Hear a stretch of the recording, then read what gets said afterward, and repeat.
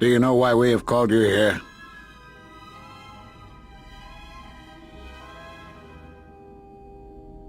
As Revan summoned you, so have you come full circle to return to the Jedi. Why did you defy us? The Jedi are guardians of the peace, and have been for centuries. This call to war undermines all that we have worked for. Is Revan your master now?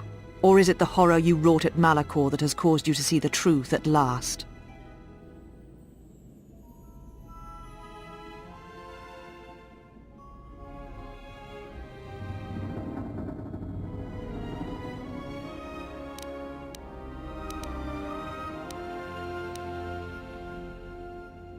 You refuse to hear us. We feel that your true understanding of what happened at Malachor 5 will only happen in time, and it cannot happen here, near the battlegrounds where you fought. You are exiled, and you are a Jedi no longer. There is one last thing. Your lightsaber. Surrender it to us.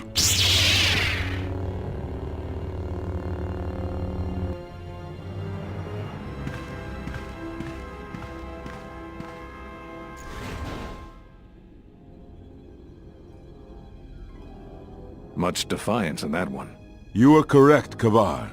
When he was here, I felt it. It was as if he was not there, more like an echo. Revan's influence has grown amongst the youngest of the Order. He speaks to their passions, not their sense. The war has touched them. Many of them have found themselves in the war against the Mandalorians. It is as I feared, and I fear that we have played into the hands of the enemy. We have not lost a Jedi this day. You felt it. He has lost himself. He is no Jedi.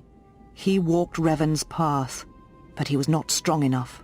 I fear it is our teachings that may have led Revan to choose the path he did. We are not the ones who taught him. We take responsibility, Atris, not cast blame. The choice of one was the choice of us all. Revan's teacher intended no harm, and Revan had many teachers since. Yet they all stem from the same source.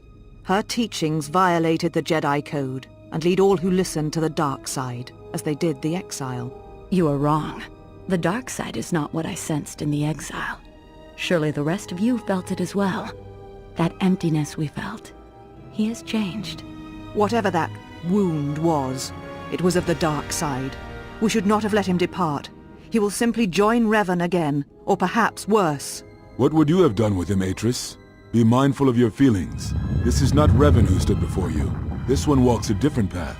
No, although that may come in time. We let him go because we must.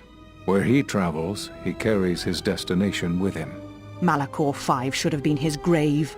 You saw it in his walk, and in the Force. It was as if he was already dead.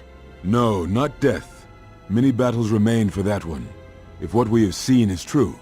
But the future is a shifting thing, and he cuts like a blade through it. We should have told him the truth. A Jedi deserves to know. No good would have come from it, even if what you believed was true. There's still the matter of Revan, and such truths could leave us vulnerable on two fronts. Perhaps in many years, we will call him before us and explain what happened to him, and how he may be healed. Until then, he must accept his journey.